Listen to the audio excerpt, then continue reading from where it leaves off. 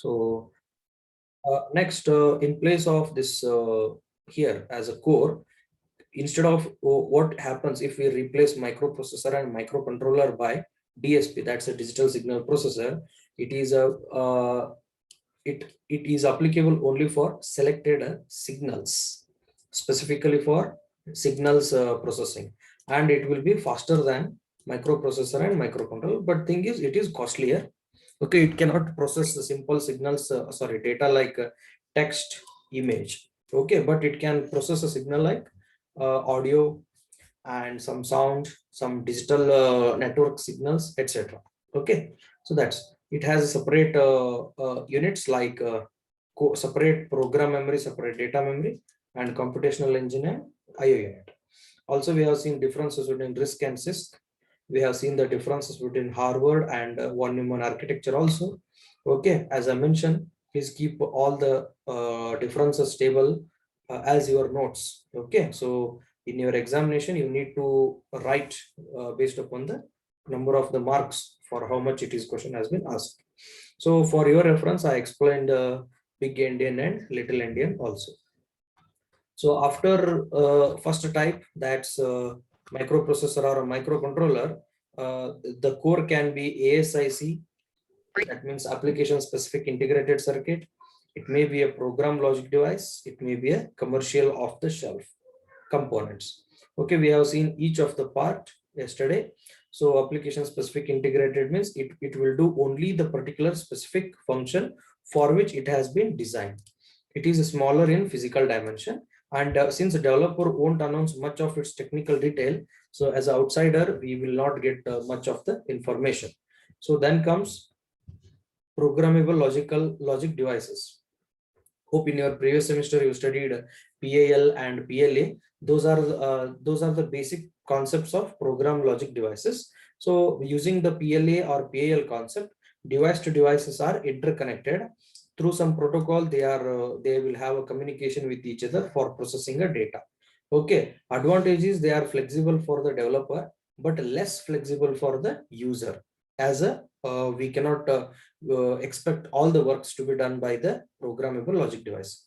Okay, and we can produce them in a very short duration.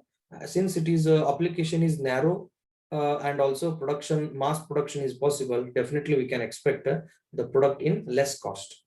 Okay, commercial off the shelf, as I mentioned, kids remote controlled cars. See here what we will do, we can use it however it is available. We cannot modify anything. So bring it from the market, start usage, no modification, even though we are a good developer. Okay, so as I mentioned, manufacturer, if he cancels the manufacturing of that COT, then we cannot replace it if the product has got a damage. Okay, this is what we have studied in the previous session. Let's go for today's discussion. That is a second component here is a memory. So from this chapter or from this concept, most of the things you know already, but what is required for our embedded system, that's only that I am going to discuss. Okay, you know that what is a RAM, what is a ROM, how the addressing is taking place in the RAM, because you have studied in your CO subject, direct addressing, subset, okay, set associative mode, etc. These you have studied. Okay, so remaining content, Sharad, mute yourself. Okay, so whatever you know, and from that I'm going to consider which part or which component is essential for our subject or syllabus. That part I am going to consider now. Okay, so few very simple points I am going to discuss first. What is the purpose of memory? To store a data. Very simple definition. To store data, we need memory. Okay, so how many types of memory or memory can be divided based upon different parameters? First parameter is what? How much time data can store, how much time we can store a data, whether we can store a data for a small amount of a time called temporary, or is it possible to store it for longest duration called permanent. Hope you know the difference. Permanent storage memory is called as ROM, read only memory, whereas RAM means temporary. So if there is a fluctuation in the power supply, the data will be lost. That is called as temporary storage. Even though there is a interruption in the power supply, if data is stored for a long duration, that is called as permanent. Such a devices are called as ROM. Okay, so then second category, second parameter on which we are going to divide a memory is capacity. Can we store smaller capacity data? Can we store bulk data? Okay, so hope you know the difference. I think you know the triangle diagram. So triangle on the top, resistor, then comes cache, then comes RAM, then ROM, hard disk, cloud, etc. See the please recall that triangle diagram. Okay, in the triangle top we have resistor, which means small storage data. I mean we can store small quantity of data. So in the bottom of a triangle we have a cloud. Cloud means what? We can store any quantity of data, which is a trending technology nowadays. Okay, still, even though the cloud technology is evolving more and more, we cannot neglect small storage capacity devices like resistors, cache, or RAM, because they make performance or execution speed than the bulk size storage devices.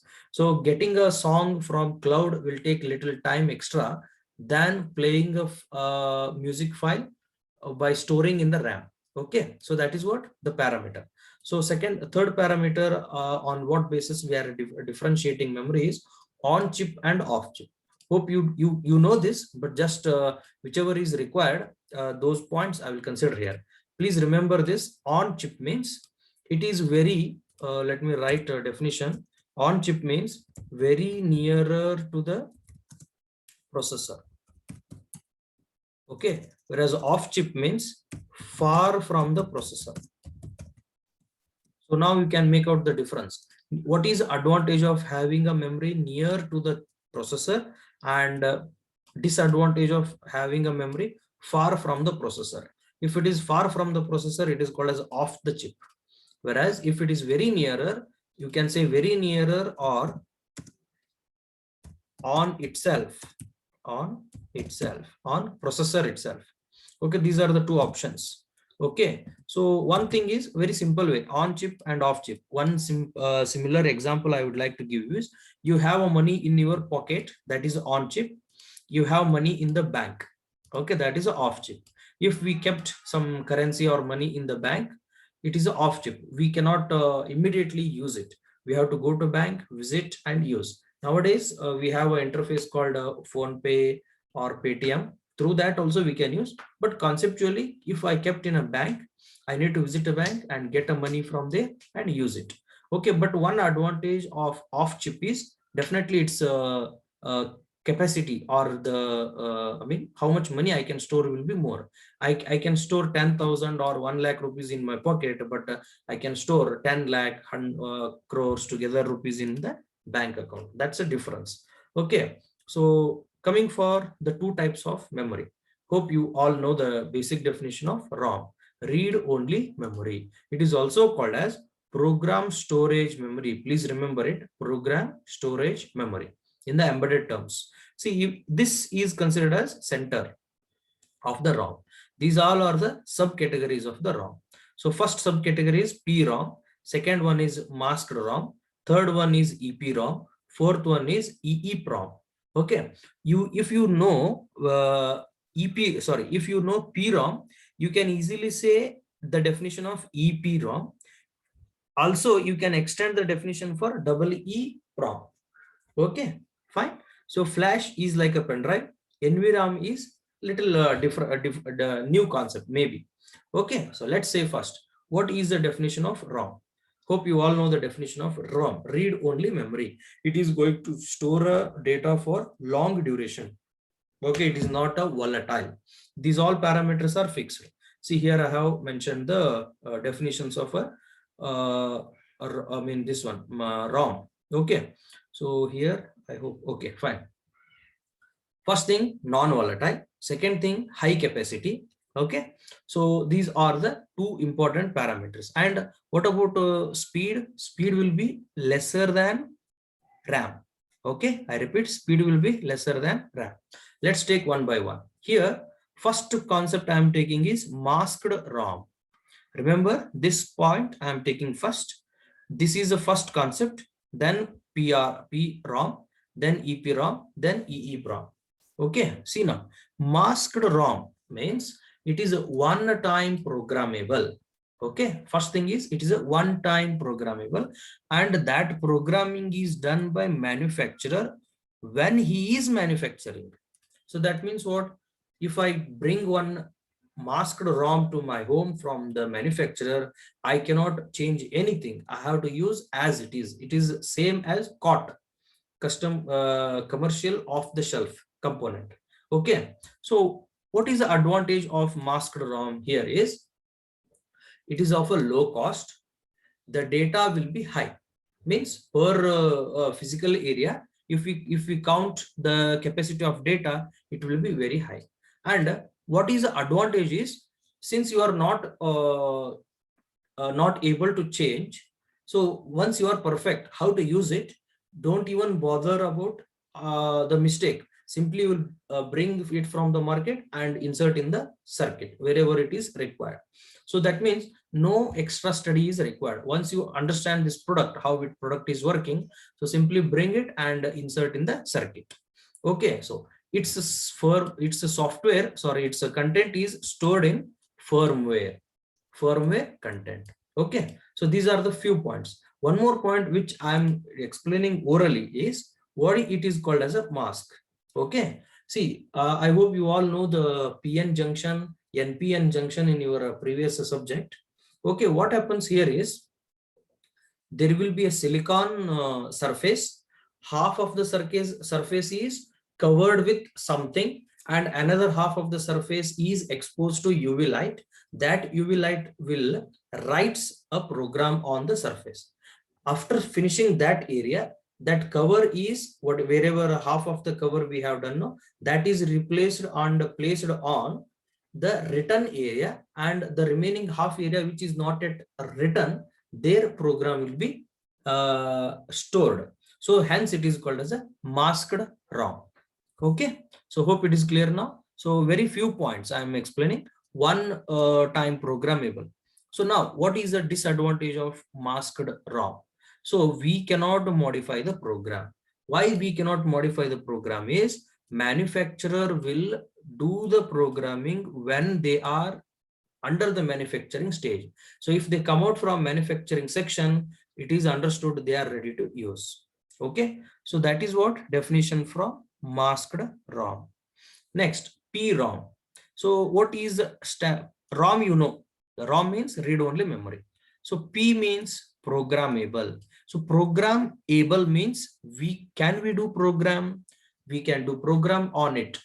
So what is the difference between masked ROM and PROM is, in the masked ROM, manufacturer will do program, whereas in PROM, it is allowed for me to do the program, but condition is we have to do program only once.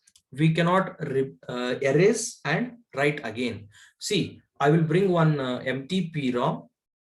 I will prepare my own program and I will dump on it. Okay. So once I dump, that is done. I cannot change it. So what is the advantage of having PROM over masked ROM is simple way. See, I want to use a memory element for controlling water lifting motor or pump. Okay, what generally they will do as a manufacturer, they will consider general water motor, but I am using something different which is not a general. Okay, so what happens is if I bring his ROM, so that may not fit 100% to my hardware. So what happens here, if I bring a PROM which is empty by the market, and I can write my own program on it, but only once. Okay, how it is important is because since my water lifting motor is slightly different from whatever is available in the market, so whatever the program I have wrote is perfectly suitable for the hardware what I have. So 100% efficiency we can expect.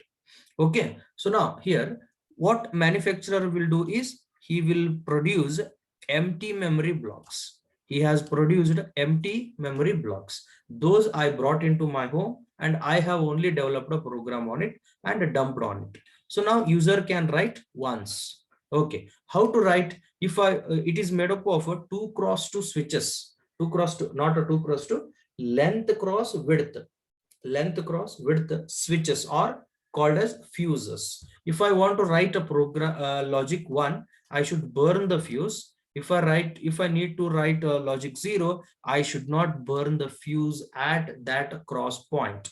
Okay, how the cross point will work? You are going to study this in your in the same module. Little after 4 to 5 classes you are going to study.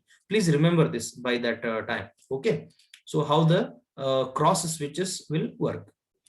Okay, even this concept is working in old mobile where there was a button system. Okay, fine. So now comes after this PROM, EPROM, EPROM. So erasable and programmable. See, what was earlier we have studied? Programmable read-only memory. So once I wrote, I cannot modify. That was a drawback, because if I made a mistake, if I want to change something, I cannot erase and write. So they have developed multiple times writing, multiple times erase, multiple times writing is allowed. Okay, so multiple times I can read, I can write. Okay, I mean read means changing and all. Okay, so now what is the advantage is it was a one time that has changed to I can continuously change the program. Okay, but one disadvantage is to perform this reprogram, I need to remove the chip from the system. That means disassembling. I have to open up a motherboard and I have to remove that EPROM from the system. Then I have to erase. Erasing is directly exposing to the ultraviolet lights rays. Okay, so if I expose it to ultraviolet rays, it was getting erased. Okay, so that was a disadvantage that has been replaced with a new concept, electrically erasable. I repeat again, electrically erasable. If I pass, what is the advantage of next concept is no need to remove from the system. If I give right click delete button, those will get deleted, which this double EPROM we are using in our day-to-day life.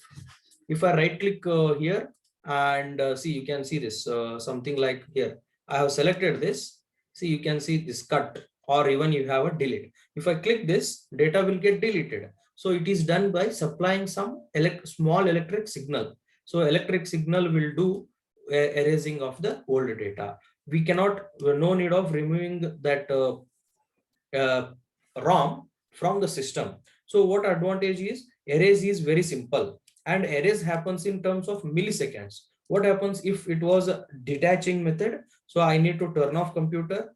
I have to disassemble all the circuits, then take it out, expose it to the UV light, that is called delete, then keep it back, assemble and use. See how much time I will take to delete here? Hardly a second or 2 seconds. But if I use this method of detaching from the system, to delete itself, I need to invest 5 to 6 minutes. And also the problem is when I delete and when I am connecting back again, if I make a mistake, again circuit will get some troubles. So those all were the drawbacks of EPROM. Those were identified or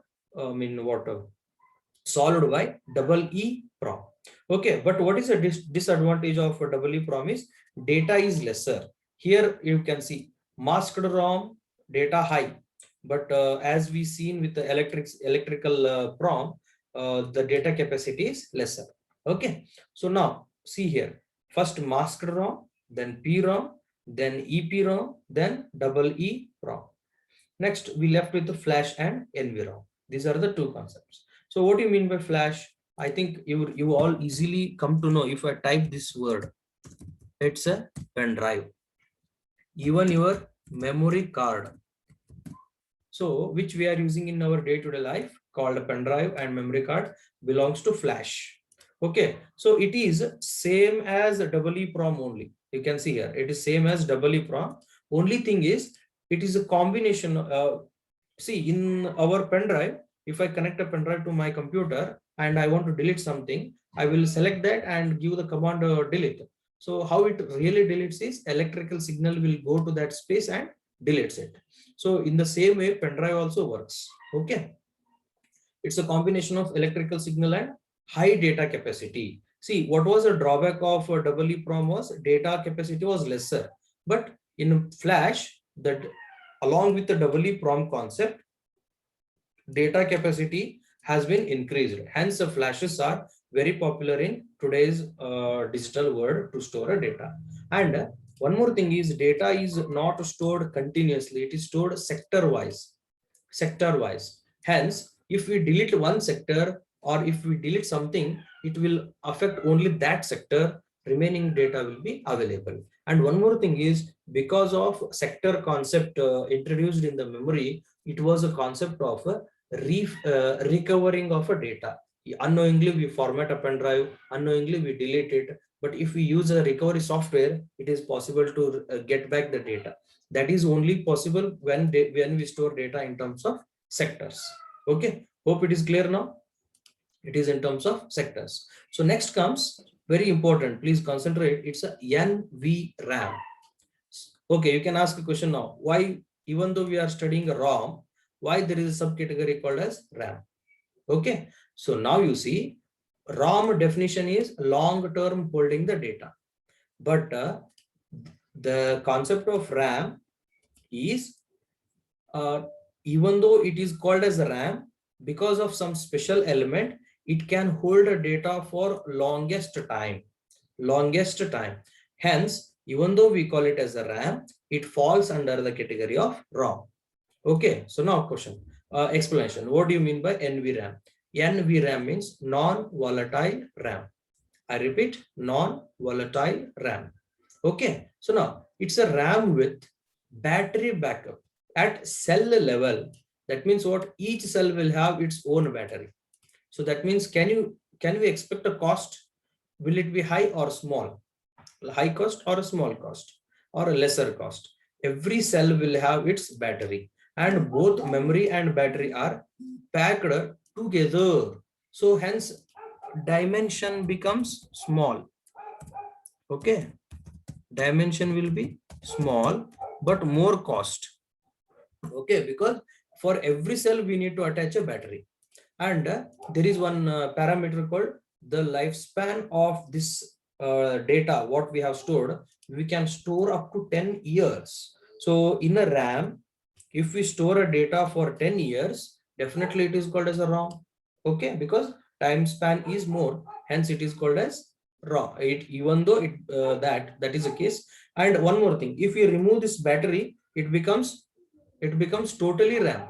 Because what? Because of a battery itself, it is storing a data for long duration. Okay, so fine, that these are the important point. If you get a question on memory, so please draw this diagram and explain 2 to 3 points of each type of a ROM component. Okay, let's go for RAM. So you know the basic definition of RAM, random access memory. Also we call read-write memory. Why it is a write? Can anybody justify the data or statement? Okay, in the text box. Why it is write is we can do read as well as write operation in the RAM. We can do read as well as write operation in the RAM. Hence it is called as read write memory. Also it is called as random access memory. Okay, so first thing, what all we can store? We can store data. Also we can store instructions. Okay, we can store data as well as instructions. And what are the operations we can do with respect to data as well as instruction is we can read the data and also we can write the data into the RAM. Okay, but what happens for ROM? These are one time written, many a times read. Okay, one time written, many a times read. But a RAM is like every time you read and every time you write. Okay, so that's what I mean, more volatile. You can see this second point, they are volatile. So what do you mean by volatile? If there is a interruption in the power supply, so definitely they will lose the data. Okay, so we cannot store data for long duration like ROM.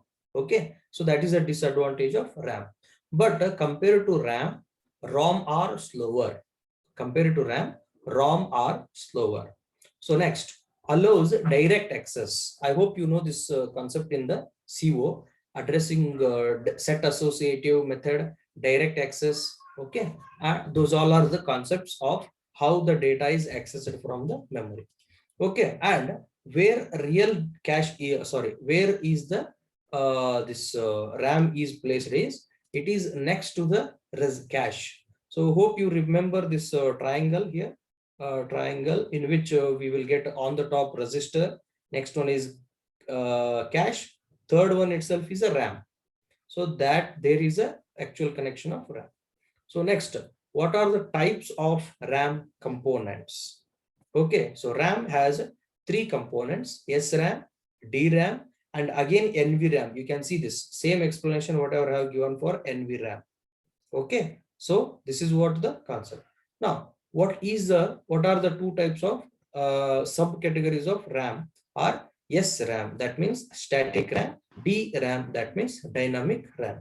Okay, so come for the first point, static RAM. So what do you mean by static RAM here?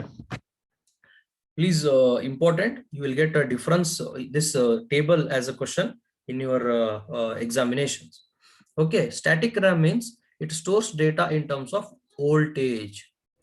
Please remember, it's a stores data in terms of voltage. And these static RAM is made up of flip-flops. So what are the different flip-flops we know? And can anybody give in the chat box which particular flip-flop will be better to store a data? Please do reply in the chat box if you know or if you can predict the answer.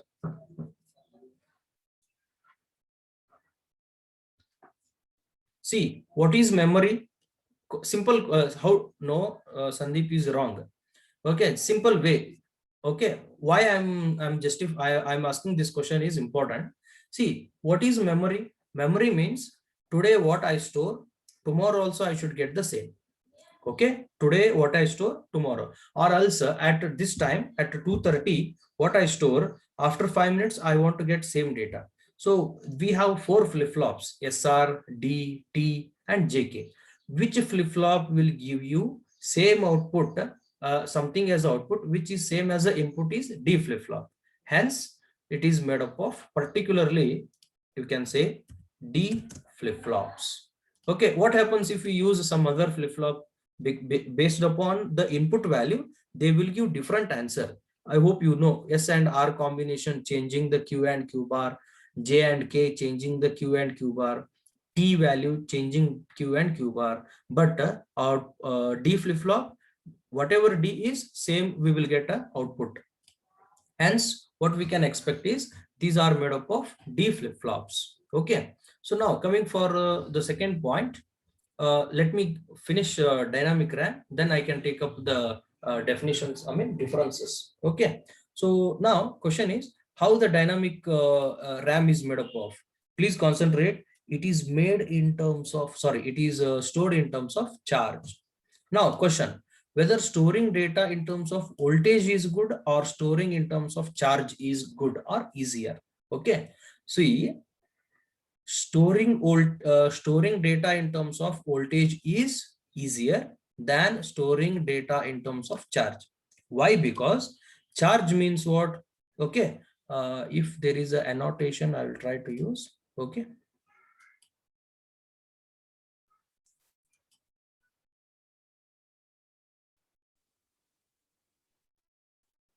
one second, I am drawing something. Okay, see, this is the edge of charging discharging. You know this in terms of capacitor, which you have studied in your relaxation oscillator example.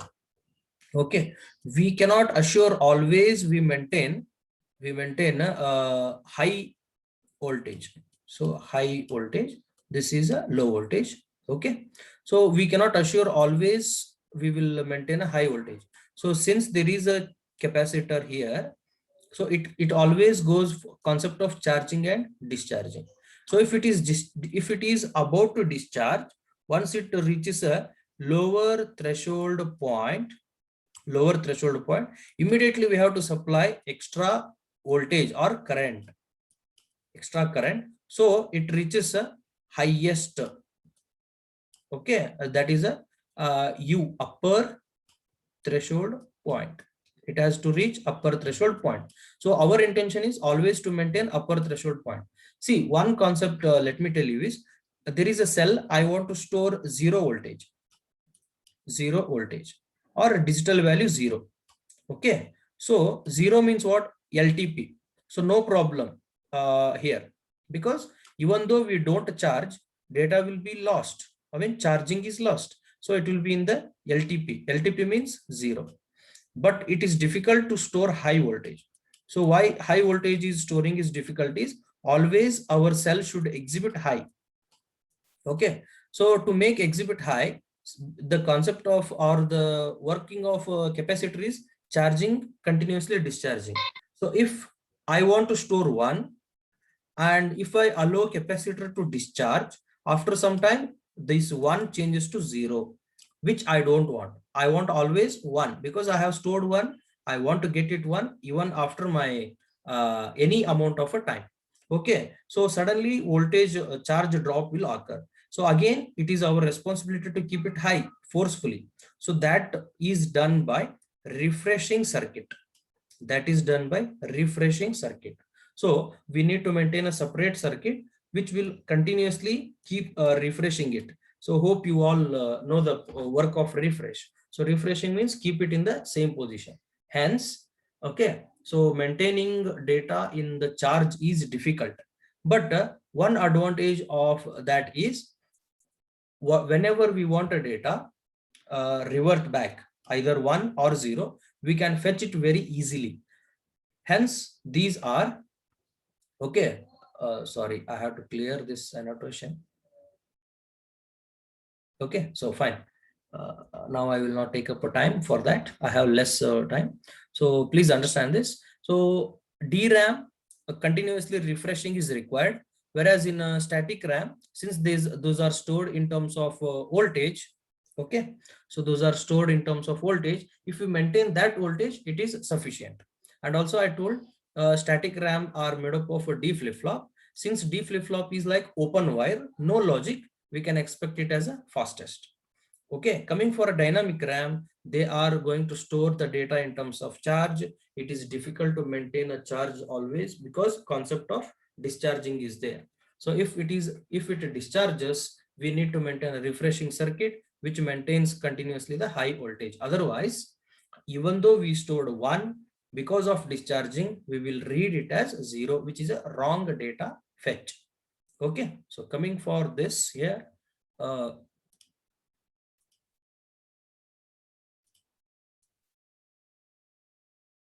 okay, right, fine. What are the differences between SRAM and DRAM? Okay, please analyze and understand this.